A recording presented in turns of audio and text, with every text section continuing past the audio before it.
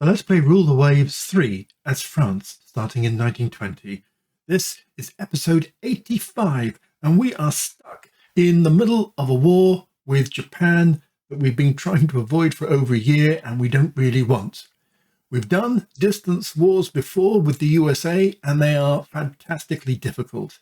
If we have a little look at the map, we can see that from our bases in Southeast Asia, we have both Formosa and Borneo within range. But the vice versa is also true. They are in range of us. And it's entirely possible that before the fleet can sail from Europe and successfully arrive in Southeast Asia, they may well have taken one or more of these bases. Luckily, our British allies have a number of bases too, and they also have a presence up in Northeast Asia, which may cause the Japanese some problems. Down in South Pacific, we are lucky enough not to be in range of them or vice versa. So I don't have to worry about the South Pacific particularly. But Southeast Asia is going to be a problem. Currently, I only have 7 corvettes, but I've also moved, as you can see, 224 aircraft into the area. So prior to this episode, I did all the boring bits of shifting the planes from Northern Europe and a little bit from the Mediterranean, and have popped them all into Southeast Asia and a few into Diego Suarez in Madagascar to cover the Indian Ocean where I can. So that's all already done. I've also just mobilized the fleet, and as you can see, at the moment, we've got a monthly balance of minus 6,000, which isn't really going to cut it. So I can't see, I've done things like cut down research to 8%, but I can't really see, there's no doctrine. I do need to use oxygen-fueled torpedoes, as one of you very kindly mentioned in the comments. Thanks for that. Others, like elite pilots, I can't take off, and in any case, I don't want to. They are, one of my great weapons. So it's going to be, I'm afraid, bad news for the Rhone, which is only 2 months underway. I'm going to have to scrap that in order to be able to afford this war. And potentially the Amiral Bougainville, if I just halt it, that might do. As you can see, I will slowly decline. I might get a little bit more money, or of course, I might lose some ships, which will help. So yeah, I'm going to have to do that. I'll resist scrapping it, but I may have to. That's the kind of immediate short-term stuff, but because this is going to be A, a major war, and B, a difficult war, and C, probably the final war because it's January 53, I've been giving this a little bit of thought. So the first thing really is, what kind of force composition am I up against? So if we bring up the almanac, we can see that Japan has 4, we have 6 ships, they have 3, and we have 1 battle cruisers. So that makes it 4, 5, 6, 7 against 6 and 7. Which is fair enough. Carriers, we have 8 and a 9th light carrier. They have 10 and 8 light carriers. However, if you think about the tonnage, then it's a little bit closer. We have a combined total of about 288,000 tons, and they have a grand total of 318. So not quite so big. We've got fewer bigger carriers, basically. When it comes to cruisers, we have 9 and they have 26. Now, again, a lot of their cruisers are smaller because our tonnage is about half of their tonnage. We only have 3 light cruisers, but then they only have 7. 63 destroyers against 35. So that is a bit of a disparity. 42 corvettes against 23. So they may well have to put some of their destroyers onto trade protection given that we need to put 23 on. We've put 41 because of the corvettes. And 36 and 38 submarines are equal. And then 1,200 against just short of 2,000 aeroplanes. If I go back and have a look here, we've got to have a little think about this in more detail. So first of all, that's the raw numbers, and it's sort of similar. Well, actually pretty similar. And the sizes, so we tend to have fewer but bigger. The air component, well, that's quite in their favor. However, if we look down here, the carrier strength is 744, and they are just 100 more than that. So not such a large gap. And our 455 against their 1,000, well, of course, a lot of their 1,100 are locked in Northeast Asia and not available for Southeast Asia. So in Southeast Asia, we may well have a slight local air superiority in land-based terms and a rough parity in carrier-based. In submarine, as we've seen, we're equal. In mine warfare, we can drop 134 mines, they can drop 210, so they're nearly double. So let's go back and have a little look at, actually let's bring it here, and have a look at Japan's capital ships. So first thing to notice is that their speeds are potentially all over the place. Of course, I don't have great intelligence on Japan. I certainly don't think there's an 18-knot battlecruiser. Certainly not one built in 1953. Particularly when another one of the same class is 32 knots. I think that's more accurate. All of theirs are at 16-inch, whereas if I pop over to me, you can see we've got still a couple of 13-inch in the Retortable and the 12 inches of the Ile-de-France, but that's really designed as a escort, so a slight inferiority there. Then they have all of these cruisers, so 10 and 9 and 10 and 10 and some 8 as well, and 8s and 9. So a great mishmash, actually. They're all pretty big. I mean, 13,000 up to 15,000.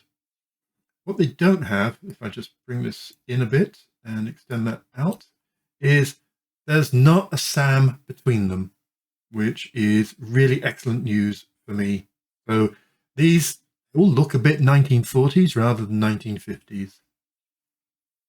They still got some more buildings, so they might see some coming up. And a few light cruisers. All of these carriers and light carriers. So I'm kind of hoping that we will have some good carrier battles, because if I pop back to my air groups, you will see if I go to the actual carriers themselves that they are all either expert or veteran on every carrier, or almost all. There's a good there, sneak in, with the one exception, which of course is the Rhone, which is only just working up. Slight downside there, but otherwise all the rest are in tip-top condition. That's a kind of initial force comparison. Nothing to be scared of. They've got some advantages, we've got some advantages. If I have a little think about the naval situation, well, we've already had a little look. They have their home area in Northeast Asia, which I don't think we can really touch.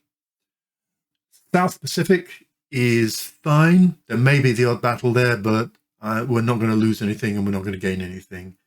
I can use the Indian Ocean as my rear base if needs be. Southeast Asia is obviously going to be the cockpit of this war. In the air, they will probably have massive superiority in Northeast Asia. We may well have superiority in Southeast Asia unless they quickly invade our colonies. South Pacific neutral and the Indian Ocean should be fine for us. And then the submarines are in rough parity between the two.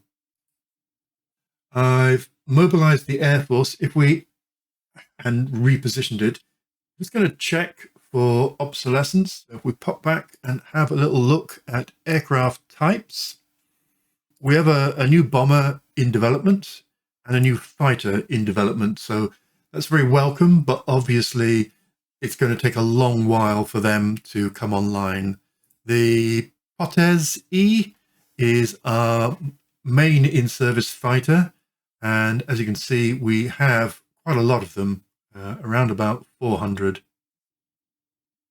The remaining fighter I've obsoleted. I just bring this up. It goes mad. Now, this is something I don't really understand.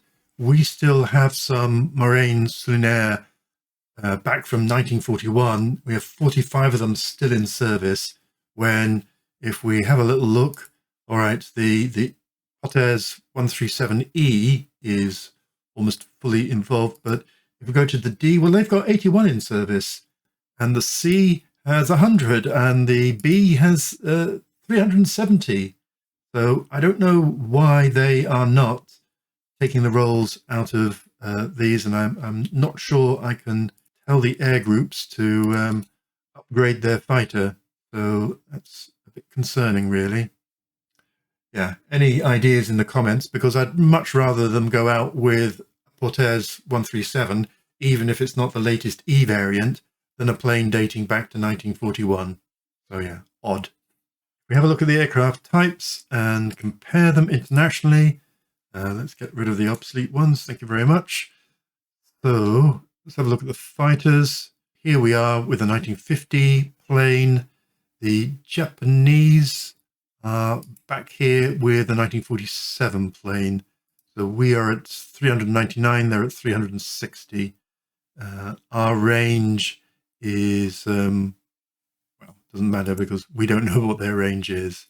Hopefully it will outperform them a little bit, but unsure. In terms of medium bombers, aside from our one, which is about to be released, we have one dated to 1950, and theirs goes all the way back to 1947, so that's good. We have a look at dive bombers, which often operate as secondary fighters.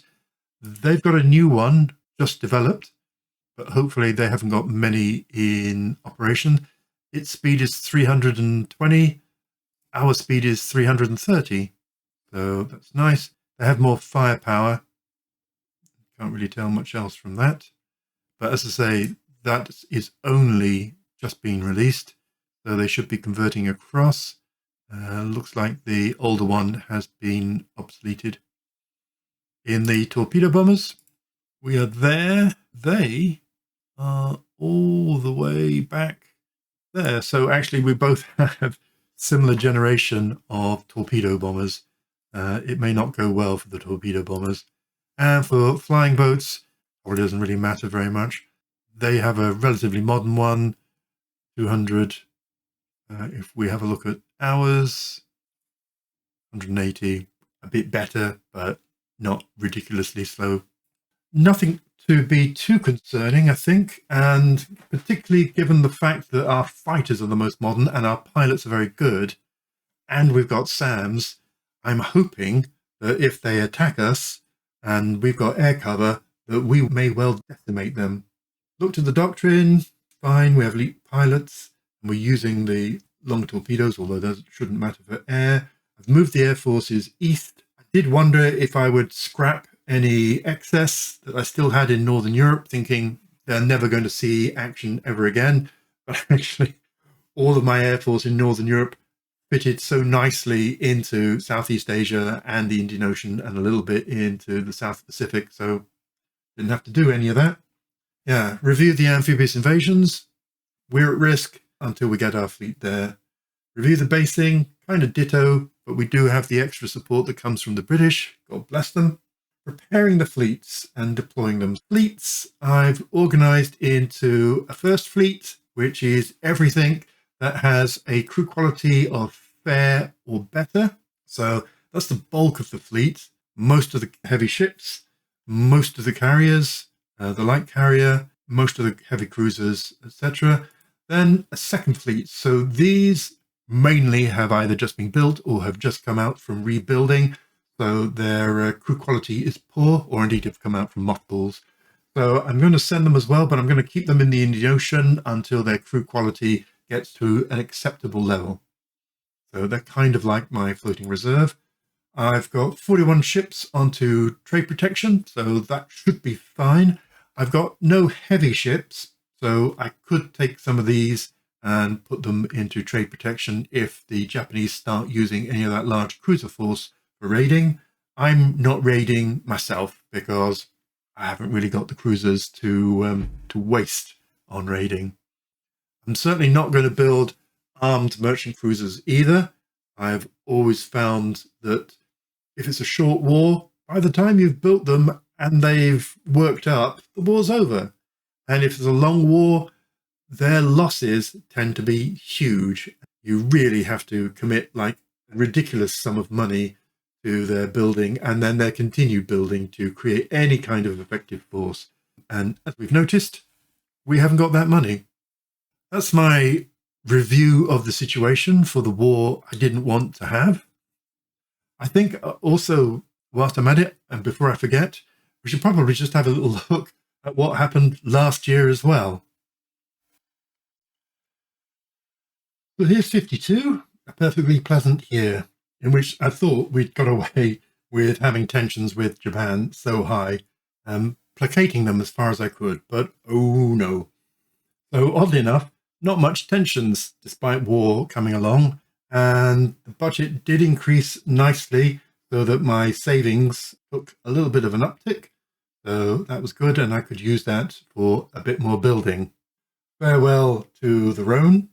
In fact, sorry, farewell to the sister ship of the Rhone. The Rhone was completed. The Ile-de-France was completed. We still have the two Charleroi in building, which is great. We did get 2 more advanced épées out, and we have these 2 light cruisers, one of which I've had to halt. So yeah, that was last year. Now let's press the big button and see what happens. A radar improve anti-missile jamming system. That sounds quite handy. Particularly, now I hadn't thought of this, but it is 1953, and missiles, air-launched missiles, are quite possibly a thing. I remember the shock of having a war with Russia, thinking, oh, this is going well, and then suddenly the airplanes started dropping missiles on me, and yeah, that was a bit difficult. So that's great. And we've made unexpected advances in lighter-than-air aviation again, because we did that last year as well. Oh, we've got some of the greatest airships in the world. I don't think any of them can deploy to the Far East, sadly. I don't have the budget to whimsically build an airship base out there. So our new fighter is ready. Okay, the enemy dominate around Vietnam there, so unexpectedly. And we've lost a submarine already. And an enemy submarine has damaged the carrier, and it's still in Northern Europe, or it might have made it to the Mediterranean, but, you know, oh, come on. Our flying boats have sunk one of their submarines, so fair enough. Nothing really. Enemy submarines sunk 6. Wow. We've lost 8 merchant ships, and they've lost 6 submarines. We've lost 2, but woof. That put a dent in their stride. So I don't think submarines are going to play a big part of this. And a battle between Great Britain and Japan, a light cruiser has been sunk. I wonder if that was the surprise attack. Now, as we've moved out into the Indian Ocean, our expenses have gone up. So it looks like we are going to have to halt our second light cruiser. Brings it down to a more manageable. 2 months' time, the Charleroi will flash down, and we can keenly wait for its quality to improve. We already have some of our units in the Indian Ocean. That was units that were in the Mediterranean. The ones that were in Northern Europe are now in the Mediterranean. So they're all shuffling around. I'm waiting, for example, for the poor crew quality of these two to improve to fair, and I'd love it if the fair quality of these two would improve to good. That would be great. Let's go to March. Yeah, they've invaded one of our possessions and they've sunk one of our corvettes. One of the destroyers has been sunk.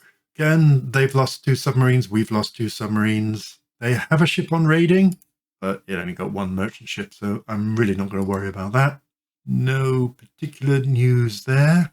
We have more ships in the Indian Ocean than our bases can support. That's fine, because next... Oh, look, they've already gone. I mean, one turn in the Indian Ocean, and they're showing an asterisk. Hopefully, they will lose that when they go into Southeast Asia, which hopefully we can support and get involved in a battle to stop this invasion.